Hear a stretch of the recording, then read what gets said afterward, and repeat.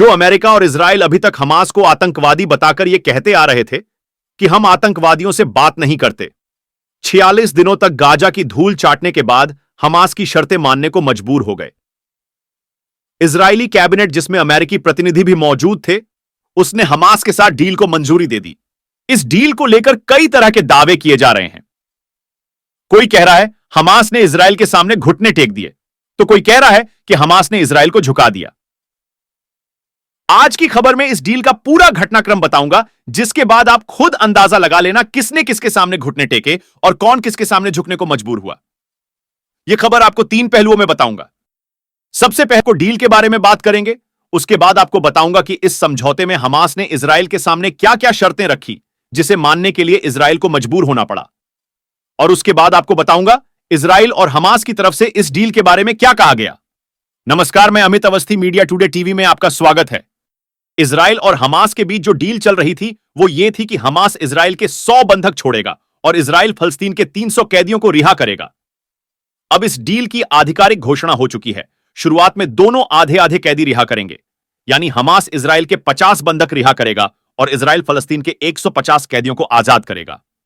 अगर सब कुछ सही रहा तो यह समझौता आगे बढ़ सकता है और बाकी कैदियों की अदला बदली भी की जा सकती है।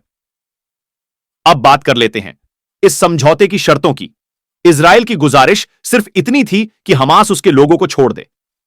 इसके बदले में हमास की शर्तें सुन लीजिए। इजराइल फलस्तीन के 150 कैदियों को रिहा करेगा।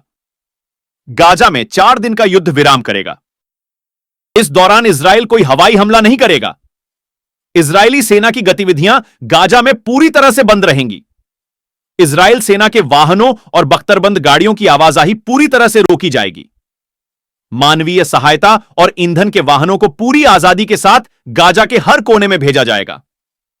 इस दौरान इजरायली सेना गाजा के किसी भी व्यक्ति पर ना तो हमला करेगी और ना ही गिरफ्तार करेगी। इस दौरान गाजा वासियों को आजादी के साथ साथ उत्तरी गाजा से दक्षिणी गाजा जाने का अधिकार होगा। हमास के नेता याहिया सिनवार की ओर से रखी गई शर्त को भी इजराइल मानने को तैयार हो गया है।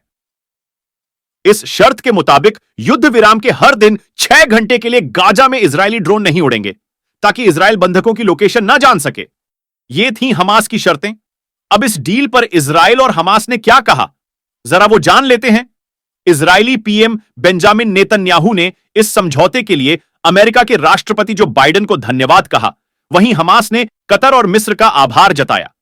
इजरायली प्रधानमंत्री बेंजामिन नेतन्याहू ने कहा, हम युद्ध में हैं और यह युद्ध जारी रहेगा।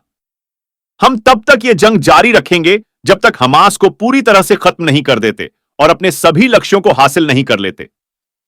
हमारा मकसद सभी बंधकों और लापता लोगों को वापस लाना और यह सुनिश्चित करना है कि इजराइल को गाजा से कोई खतरा ना रहे।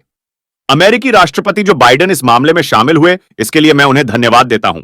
अब देखते हैं हमास ने इस समझौते पर क्या कहा। कठिन जटिल वार्ताओं के बाद हम 4 दिनों की अवधि के लिए मानवीय संघर्ष विराम समझौते की घोषणा करते हैं।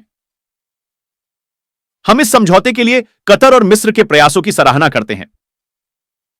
हमास का कहना है कि इस समझौते को उसके हिसाब से तैयार किया गया है।